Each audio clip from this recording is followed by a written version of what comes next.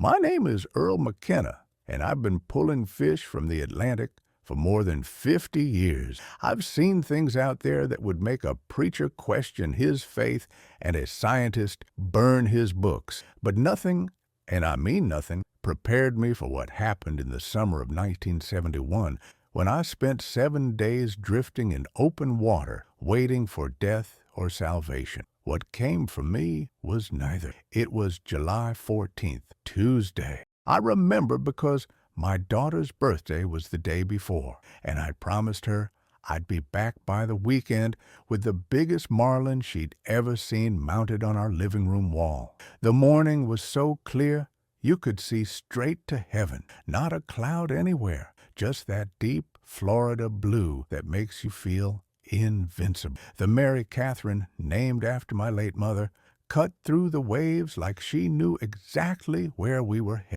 I'd been tracking a pod of dolphins for about 3 hours, figuring where there's dolphins, there's bait fish, and where there's bait fish, there's something big and hungry waiting below. The water was that impossible color, turquoise shifting to navy where the continental shelf drops away into nothing. That's where the monsters live.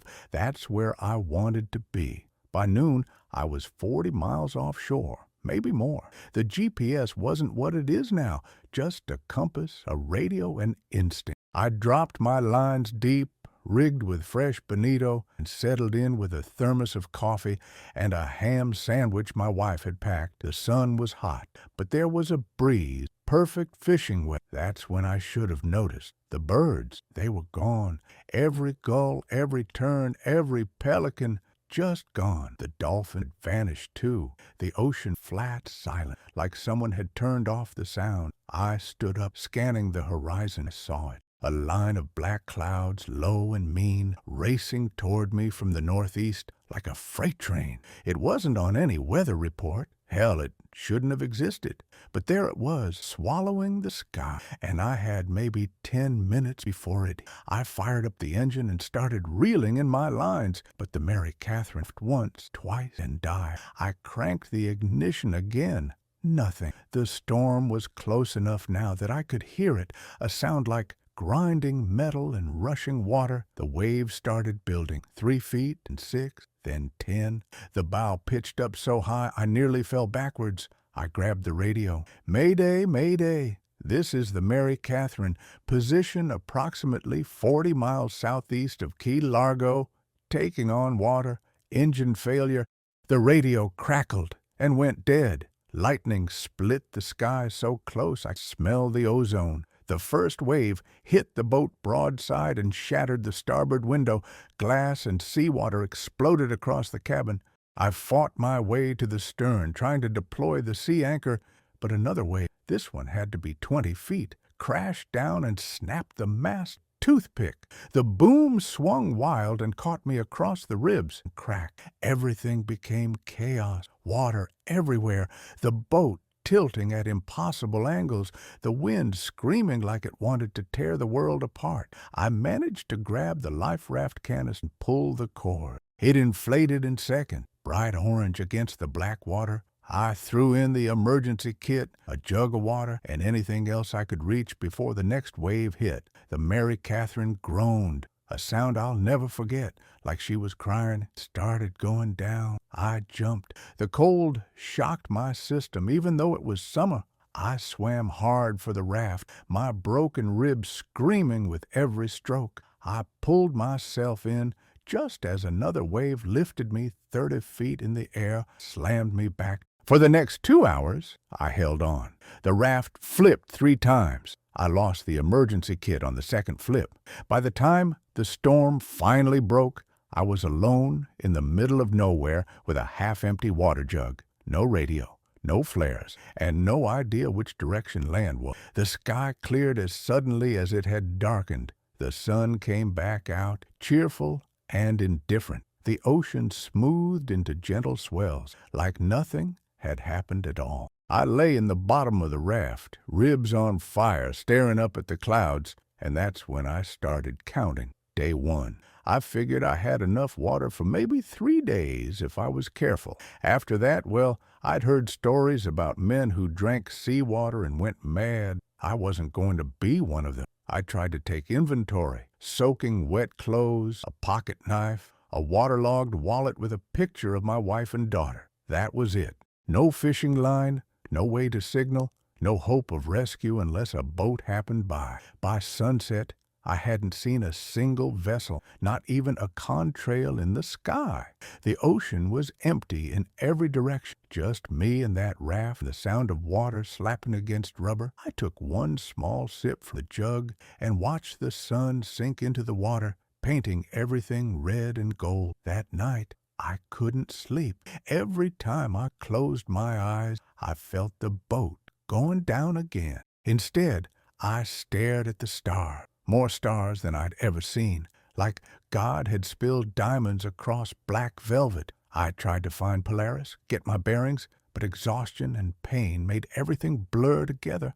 Somewhere around midnight I heard something, a splash, maybe 50 yards away, then another, closer. I sat gripping the edge of the raft, peering into the darkness. The moon was just a sliver, barely enough light to see by. Another splash right next to the raft. My heart hammered, but nothing surfaced. Whatever was down there stayed down there, circling, watching. I didn't sleep at all that first night.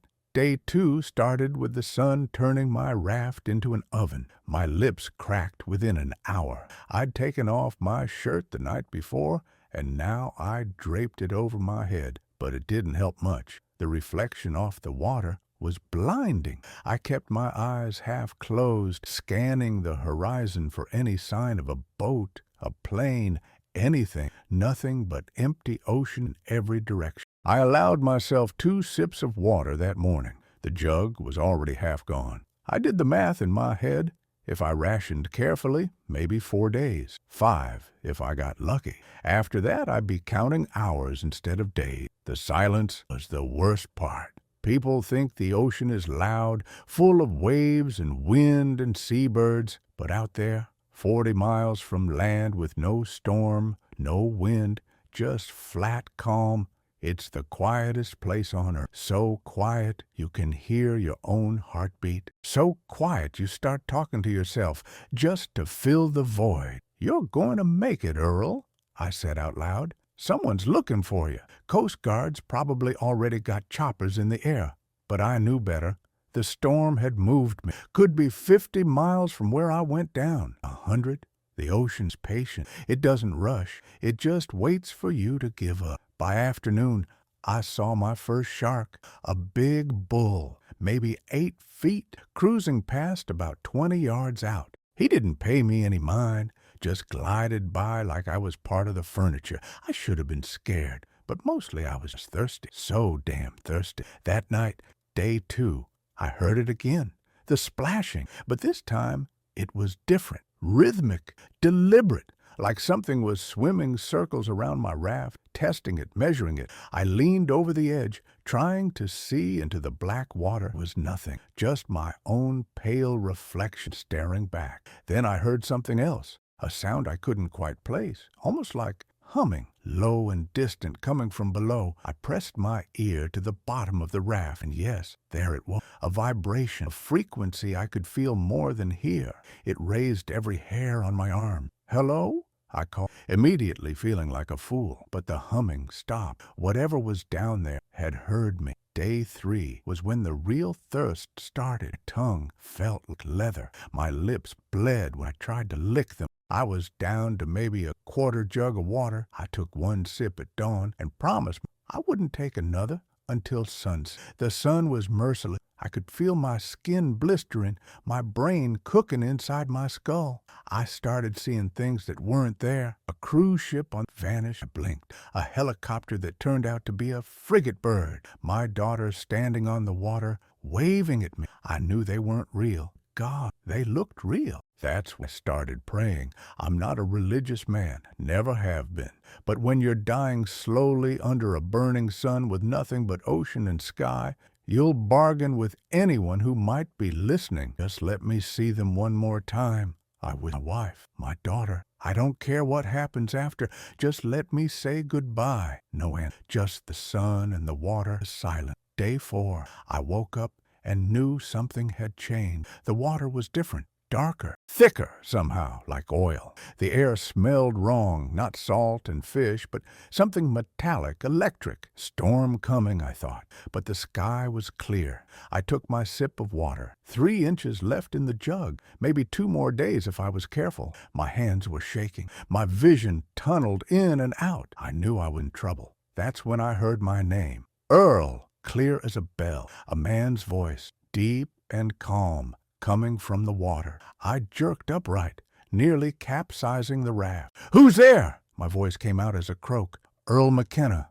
It was coming from below, directly below the raft. I crawled to the edge and looked down into the dark water. For a moment I saw nothing. Then shapes began to form in the depths, shadows, big ones, moving.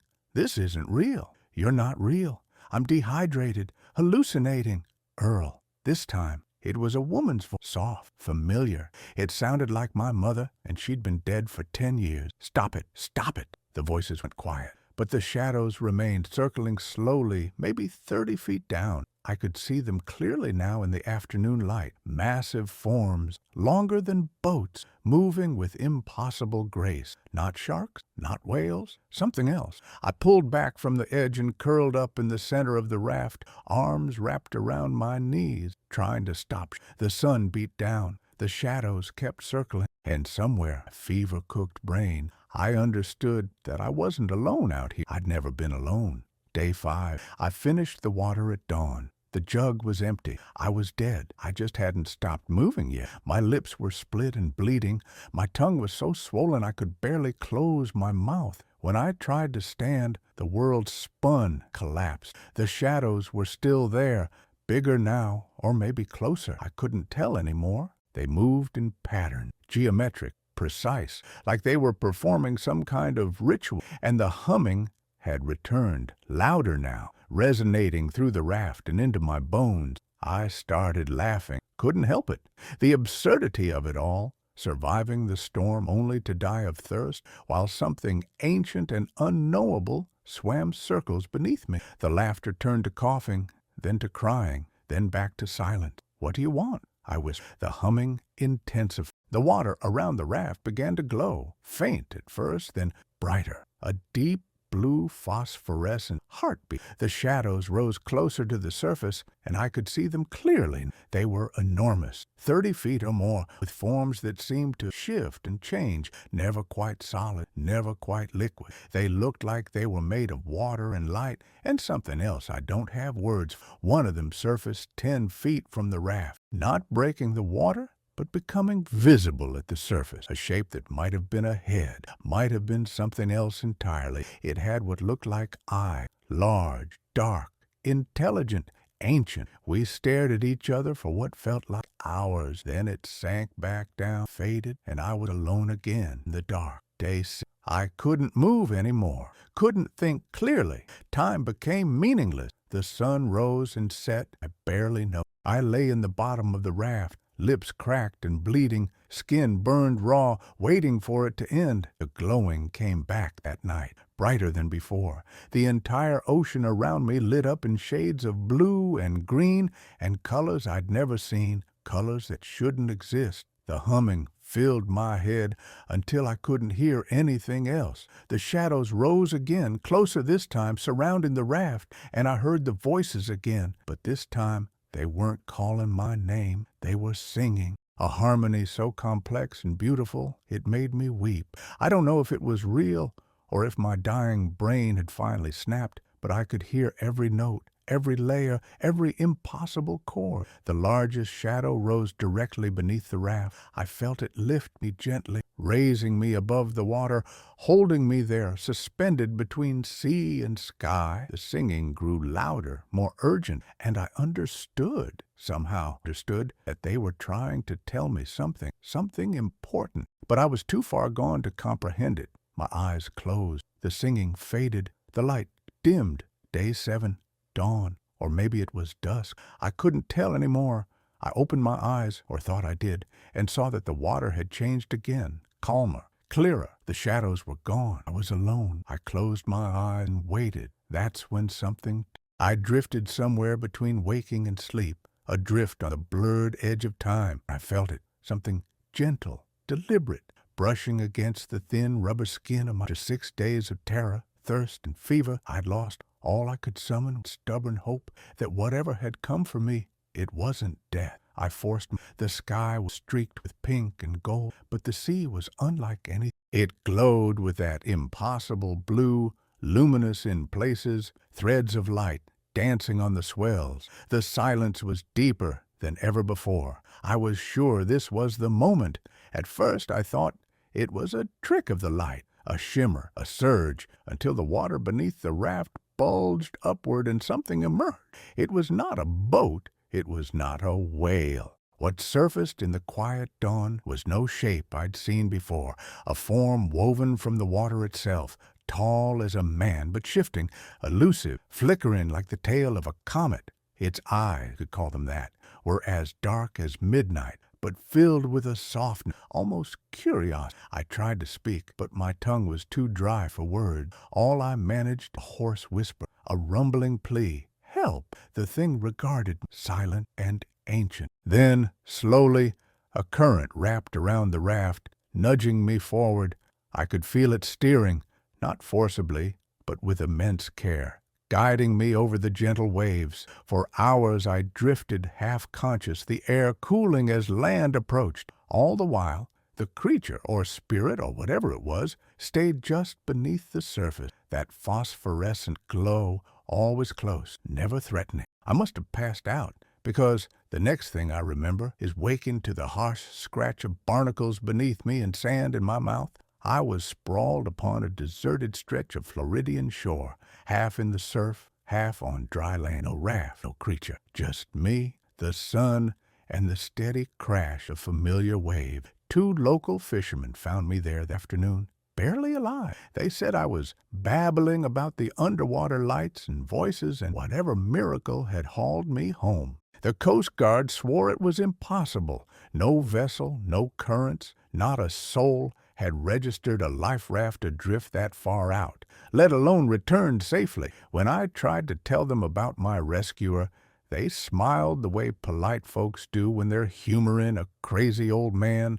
But I know what I saw. Days passed. I returned home, a different. My ribs healed, the burns faded. But whenever the ocean was calm, whenever the wind died down and the tide went slack, I'd hear it, a faint humming just below hearing, a reminder the sea had sent something for me when hope was gone, something not quite of this world, something that expected nothing in return, except respect. To this day, I leave flowers shore, a quiet for mercy I didn't earn. The ocean doesn't owe us understanding, only moments of grace. If we resist its ancient, no promise made to the sea is ever forgotten. If this tale moved you, subscribe and like the video for more stories, The Edge of the World.